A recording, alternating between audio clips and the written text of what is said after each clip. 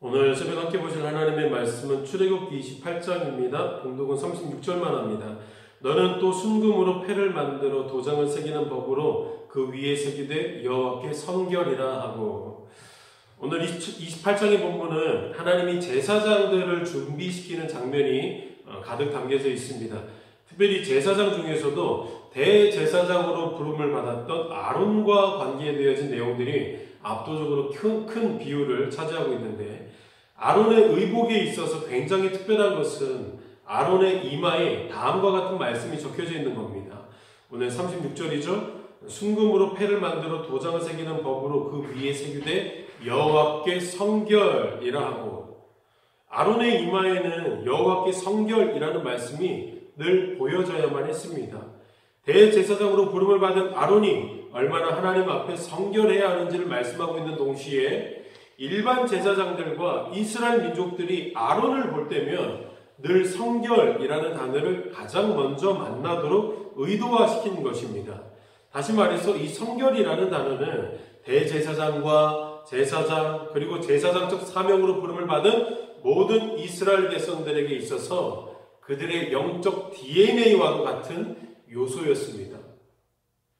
이 DNA에 문제가 생기면 영적 장애와 질병과 문제들이 속속들이 나타나게 되는 영적인 질서와 원리가 있습니다.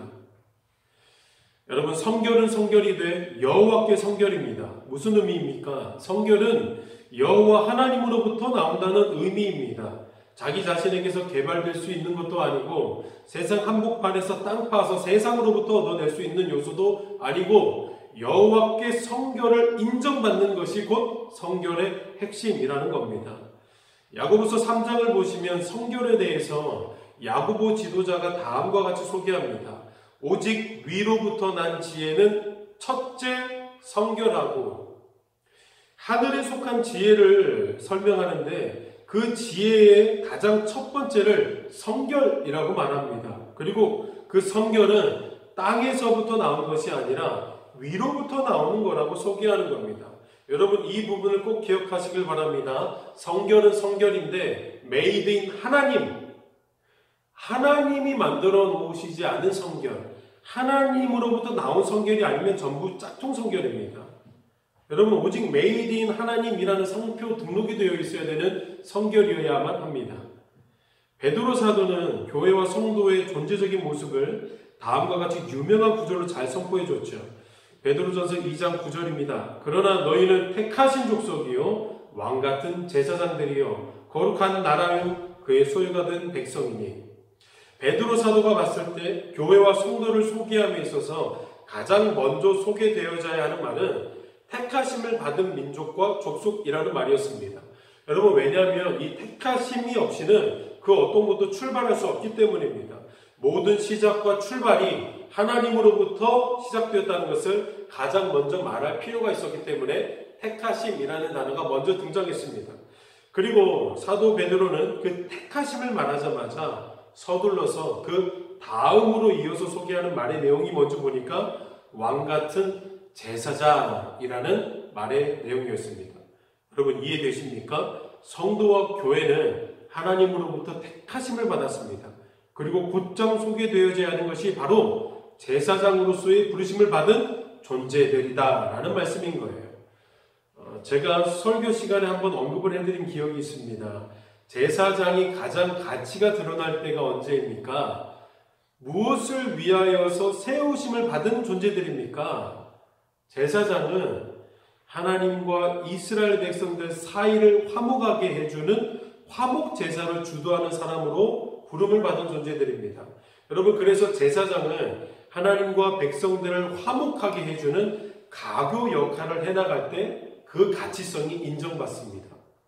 베드로 사도는 하나님께 택하심을 받은 교회와 성도 모두에게 이렇게 말하고 있는 겁니다. 여러분, 모두가 다 하나님의 세우신 이 땅의 제사장들입니다. 여러분의 가치는 하나님과 원수된 세상을 화목하게 해주는 그 직책을 감당할 때 그 가치성이 가장 드러나게 됩니다. 그래서 고린도후서를 보시면 사도 바울이 성도들에게 내려진 직분에 대해서 이렇게 설명하는 겁니다. 모든 것이 하나님께로서 났으며 그가 그리스도로 말미암아 우리를 자기와 화목하게 하시고 또 우리에게 화목하게 하는 직분을 주셨으니 이 화목하게 하는 직분은 오직 제사장들에게만 주어진 직분이었는데 그 직분이 저와 여러분에게 지금 진행형에 있다는 겁니다.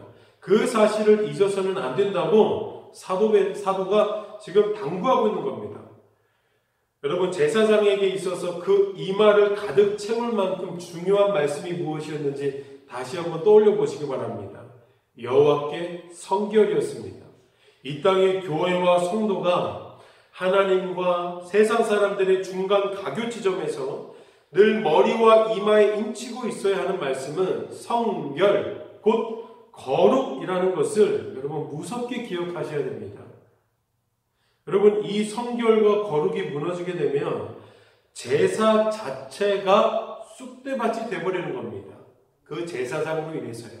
여러분, 레위기 10장에 가시면요, 아론의 두 아들이 하나님이 명령하시지 않은 다른 불을 가지고 제사에 임했다가 불이 그들을 삼켜서 이스라엘 진중에 온통 난리가 일어났습니다. 그만큼 하나님 말씀에 대한 기준, 거룩과 성결은 제사장된 존재들에게 생명이나 마찬가지입니다. 아울러 그 제사를 하나님이 받으시는지 받지 않으시는지에 대한 여부까지 달려있는 부분입니다. 여러분, 제사장에 대한 말씀들을 전체적으로 묵상하다 보면 굉장히 다 두려운 말씀들 뿐입니다. 제사장된 우리의 거룩과 성결이 이방인을 하나님 앞으로 인도해서 화목하게 하도록 만드는 그 제사의 성공 여부가 달려있다는 원리인데 어떻게 두렵지 않고 떨리지 않을 수가 있겠습니까? 그래서 성결과 거룩을 향한 두려움과 떨림은 일평생 우리가 간직해야 하는 거룩한 두려움과 떨림입니다. 여러분, 지난주에 잠시 살펴본 본문을 다시 한번 떠올려 보시기를 바랍니다. 성소 안에서 항상 유지되어 있어야 하는 부분이 있었습니다. 향과 등불입니다. 그리고 그 향과 등불은 계시록을 보니까 성도들의 기도였다라고 이렇게 밝혔죠. 구약에서 제사장들은 하나님 앞에 나올 수 없는 이스라엘 백성들을 대신해서 그들을 위해서 기도해주고 그들의 죄가 사해지도록 제사를 지내던 사람들이었습니다. 여러분, 그게 구약의 제사장들이었습니다. 오늘날을 살고 있는 저와 여러분의 그치지 않는 기도에는 어떤 사명이 그 기도 안에 녹여져 있어야 되겠습니까? 아직 하나님과 화목을 이루지 못한 우리의 가족들, 가까운 이웃들, 그리고 전 세계 열방의 민족들을 위한 기도가 그쳐져서는 안 되는 것입니다. 그들이 하나님과 화목을 이룰 수 있도록 날마다 그치지 않는 그 기도의 향기를 올려야 되는 겁니다. 여러분, 그게 바로 제사장으로 부름을 받은 저와 여러분의 기도의 사명입니다. 제사장의 사명입니다. 오늘도 기도의 자리에서 제사장적 사명을 다하시기를 축복합니다. 오직 성결과 거룩이 우리의 생명이 되기를 위해서 날마다 두려움으로 기도하기를 원하고, 특별히 우리의 성결과 거룩을 통해서 하나님께 돌아오지 않은 하나님의 백성들이 속히 돌아올 수 있도록 기도하시는 복된 저와 여러분 되기를 진심으로 축원드립니다. 존귀하신 아버지 하나님, 오늘도 기도의 자리에서 제사장적 사명을 감당하는 기도가 충만하게 주님께 올려지기를 소망합니다. 아직 하나님과 화목을 이루지 못한 우리의 가족들이 있다면, 우리의 가까운 이웃들이 있다면, 전 세계 열방의 민족들이 있다면 제사장된 입장에서 주님 앞에 그들을 위하여서 간절히 간구하는 기도의 시간 될 수 있도록 성령 하나님께서 우리의 기도를 붙들어 주시옵소서. 감사합니다. 예수님의 이름으로 기도드립니다. 아멘. 함께 공동의 기도의 제목과 각자의 기도의 제목을 가지고 기도하며 나가겠습니다.